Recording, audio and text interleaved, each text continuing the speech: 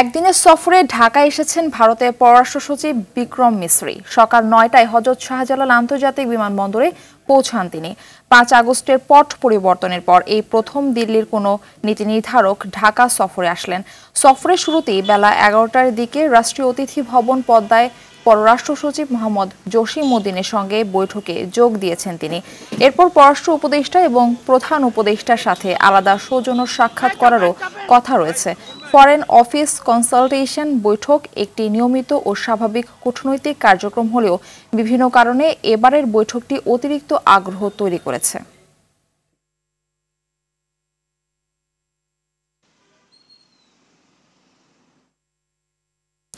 দর্শক, এই মুহূর্তে রাষ্ট্রীয় অতিথি ভবন পদ্মা থেকে সরাসরি যুক্ত হচ্ছেন সহকর্মী শাকিলা করিম।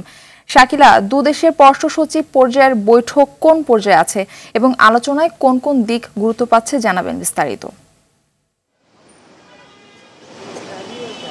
মারফি, জানেন যে কূটনৈতিক সম্পর্কের চরম টানাপোড়েনের একটি মুহূর্ত এখন চলছে এবং ঠিক সেই মুহূর্তেই কিন্তু ভারতের পররাষ্ট্র সচিব বিক্রম মিসরি যিনি এসেছেন, তার সঙ্গে কিন্তু বাংলাদেশের পররাষ্ট্র সচিব মোহাম্মদ জসিমউদ্দিনের সঙ্গে আজ একটি বৈঠক অনুষ্ঠিত হচ্ছে।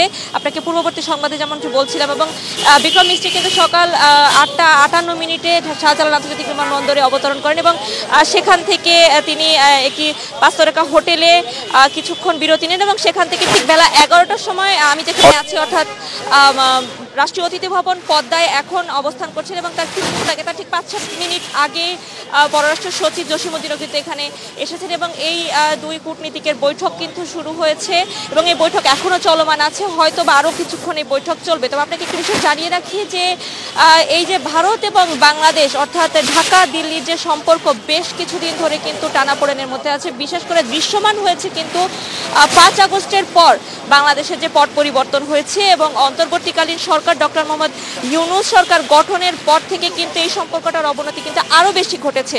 এবং আপনাকে একটি বিষয় জানিয়ে রাখি যে এই অবনতির রেশ ধরেই কিন্তু সবথেকে ন্যাক্কারজনক যে ঘটনাটি ঘটেছে কলকাতায় বাংলাদেশ হাইকমিশনে যেভাবে হামলার ঘটনা ঘটেছে এবং ভারতীয় গণমাধ্যমগুলোতে যেভাবে বাংলাদেশে হিন্দুদেরকে নির্যাতন করা হচ্ছে, এই ধরনের মিথ্যা তথ্য, ভুল তথ্য, অসত্য তথ্য দিনের পর দিন উপস্থাপন